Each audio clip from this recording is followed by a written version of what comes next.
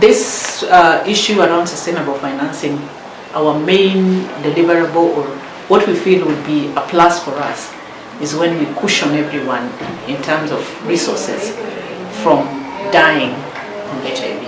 And the best way that we think this can happen is when we form like a fund, an HIV fund that cushions each and every Kenyan against dying because they have been diagnosed with HIV. What we realized was that almost 80% of our funding for HIV was coming from development partners.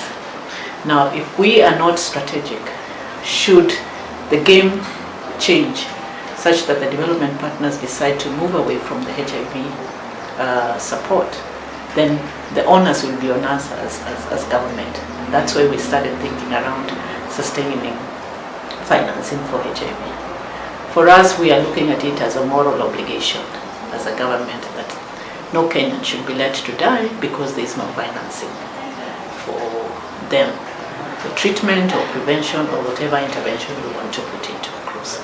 And that is why we really pushed the agenda that for it to be considered as an actionable and a responsibility of the government, it has to appear as a chapter in the strategic framework. So we launched the framework in November of 2014. The first thing we needed to do, because we are operating in a country where we have devolved governance and the national government. So this framework is actually a policy framework developed at national government. We have to see how we get buy-in for it at the county level.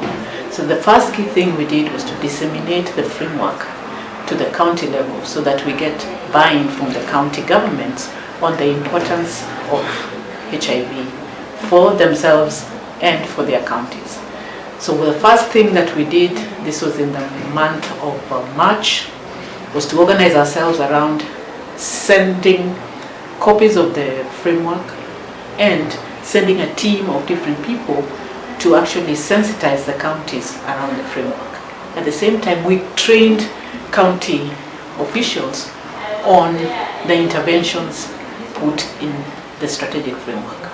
We have now programmed ourselves for the next phase, where we now want the counties to start thinking around planning for HIV. Principally, out of that, then they'll be looking at HIV as a developmental issue that needs to be budgeted for, that needs to be planned for, and also needs to be prioritized. The key area that we realized would actually be a big push in terms of sustaining that fund is getting government revenue, because that also shows commitment on the part of government to supporting the response. But government has also responsibilities, and therefore they cannot give us all that money 100%. So we've already gotten into conversations around innovative ways of raising resources.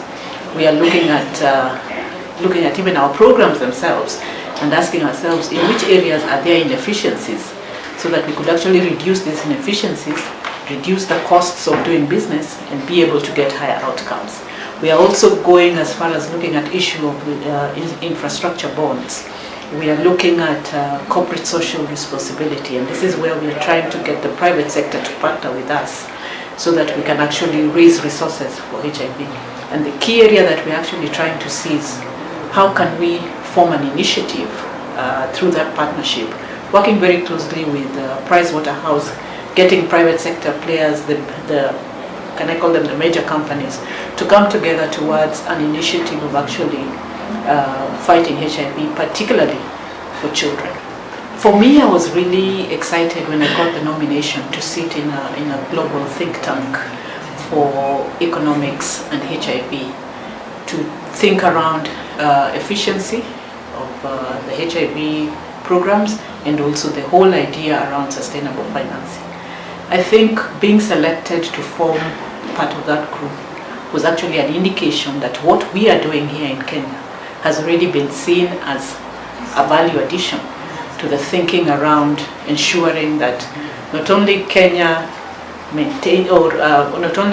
manages its HIV response, but what we are thinking around here can be shared, and other countries can borrow, and we can actually see, eventually the global world being free of HIV.